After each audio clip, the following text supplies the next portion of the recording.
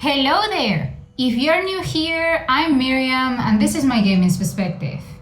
How do you know if a game is really good? How do you know if you're getting the full experience you paid for? How do you know if you're fully immersed in the story? Well, if you have nightmares, of course. I kid you not. The first day I started playing The Last of Us, I had nightmares involving the zombies, and each time I tried to fall asleep, I could only see clickers, runners, bloaters, and stalkers in my mind.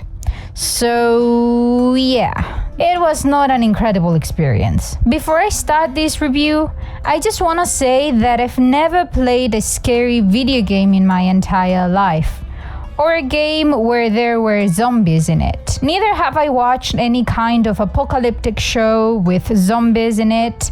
And no, not even The Walking Dead. The only zombie movie I can remember having watched is I Am Legend with Will Smith. That's it. And maybe this is one of the reasons why I found this game so unique. Even though I know some of the same plot devices that were used in other zombie shows are also used in this game. But really, where this game shines, at least for me, is with the story. It's incredibly well written and the character development was brilliant. I just continued playing this game because I wanted to know what was going to happen at the end. And I'm really glad I did because it was wonderful. What attracted me the most is that these characters are human. They are not superheroes or perfect people who are there to save the world. No, they are rough, greedy, and they are desperate. Joel is not the hero of the story. He's the anti-hero. He's done many questionable things in his life, even saving Ellie and later lying to her. He's not a good person, at least in my opinion.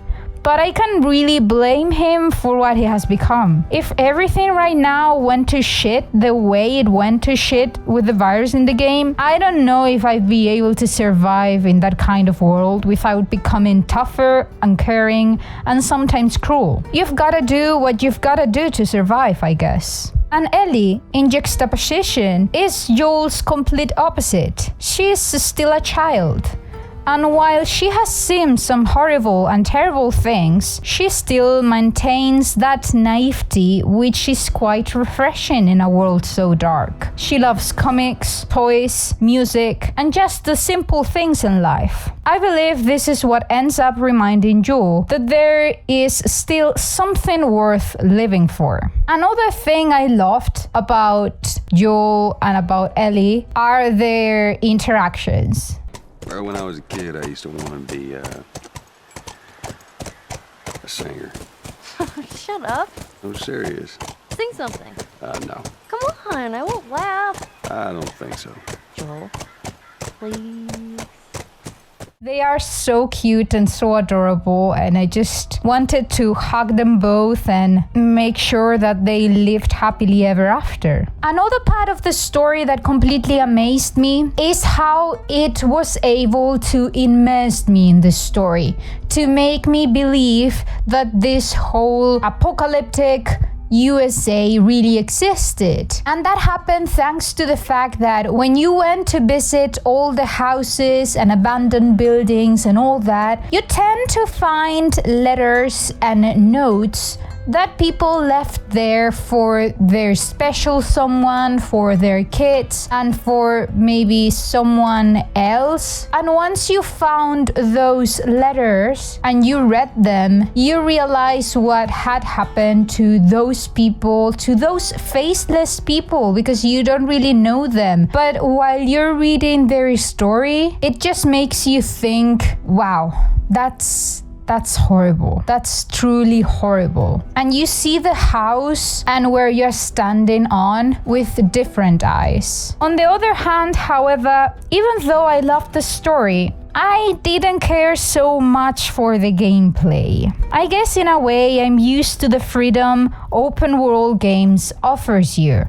And it took a while to get used to the fact that you could only go in one direction in this game. Never mind the unlimited number of ladders and rafts in this game. How is it that in this apocalyptic world, you're able to find ladders so easily? There are almost as many ladders in this game as zombies, but at least I was glad to see that the outside world population was not only limited to zombies, I guess.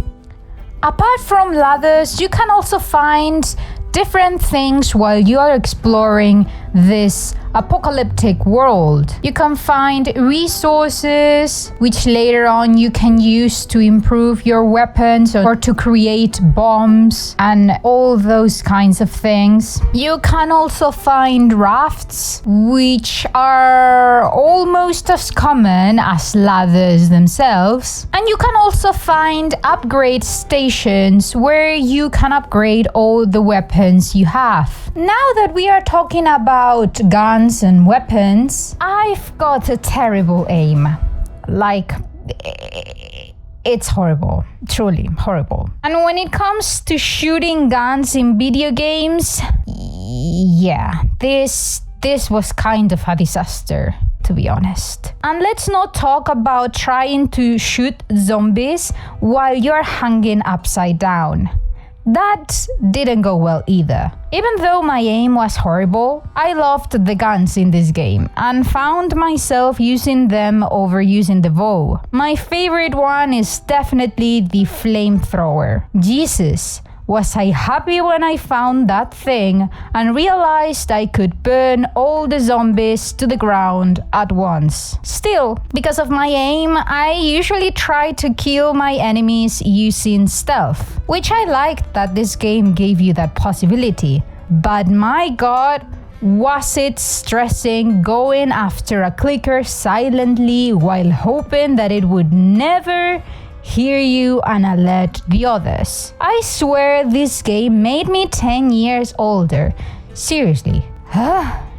My god. The worst part, however, the worst part was going after said clicker silently while hoping the others wouldn't hear you. And once you are going to kill it, realizing that you've got no ship to kill it with. So then you've got to back up silently again and hope for the best. Another worst part, when you completely run out of ammo. Yeah, when that happened to me, it felt like I was going to have unprotected sex or something. No. No. No, sir. No, thank you.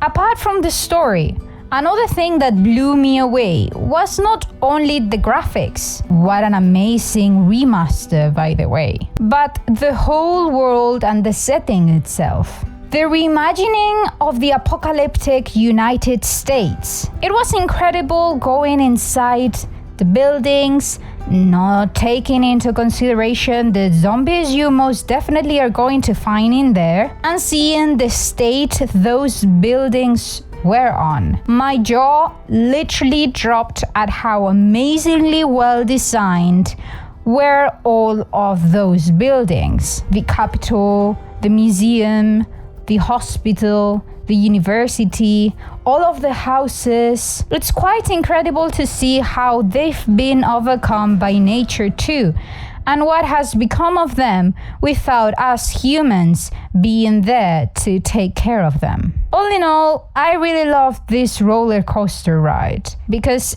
it truly was a roller coaster ride.